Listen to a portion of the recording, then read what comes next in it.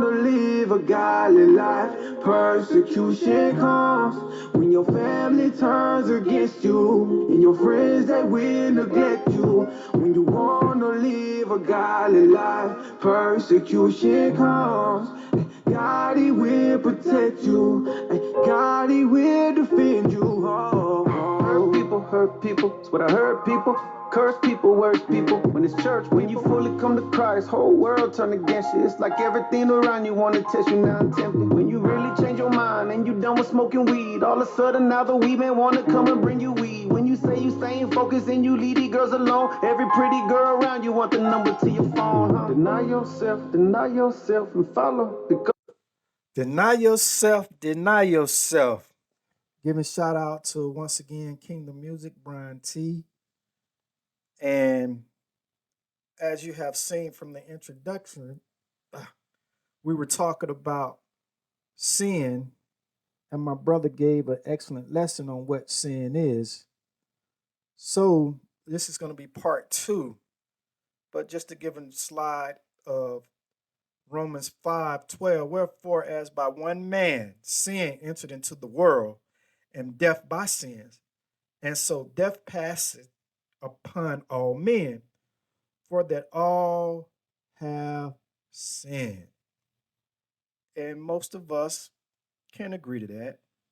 And also, we dealt with the law and we understand the commandments, 613 mikvah, the tradition of the elders, and also the 10 commandments.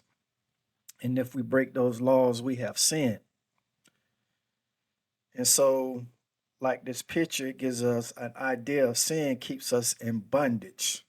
Sin keeps us in bondage. But I gave a lesson on the spirit of the law, and I came from 2 Corinthians 3:6, which states that the letter of the law killeth, but the spirit of the law gives life. And I explained that by the rich man who could not sell off all his belongings and follow Jesus. And I stated he forgot who Jehovah Jireh was, which was God was his source. And so it wasn't that the man was rich, it was that the man forgot that God is his source and he is our source. Therefore, he could not enter into the kingdom, and it was not because he was rich.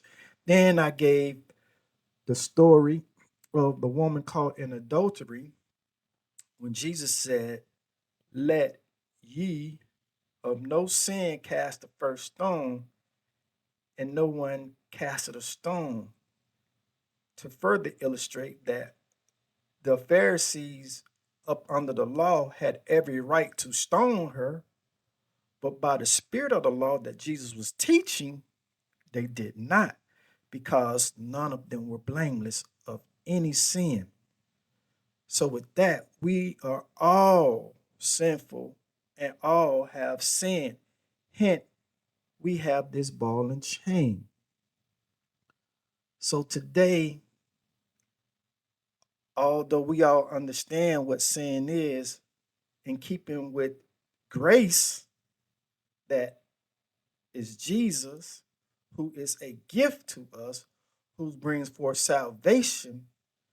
So I'm here to tell you what the greatest sin is that keeps most of us feeling broken. The greatest gift, correction, the greatest sin is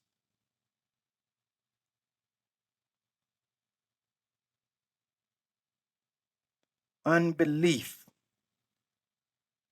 So Hebrews 3:2 says, take heed, brethren, lest there be any of you an evil heart an evil heart of what? Unbelief, and departing from the living God. So if you want your chains broken, you must believe. And therefore, without belief, we get no gift. There's no spirit of the law, there's only law.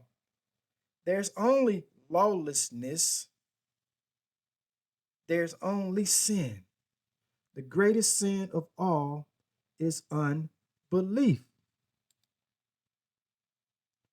So, to repair those chains and have an unbreakable chain, we have to look to John 3:16. For God so loved the world that he gave his only begotten Son, that whosoever believeth in him should not perish, but have everlasting life. My sin was the death of this man. My sin was nailed to his hands, filled with pride and murder, with the lies and lust in me. How the streets corrupted me, but your blood has set me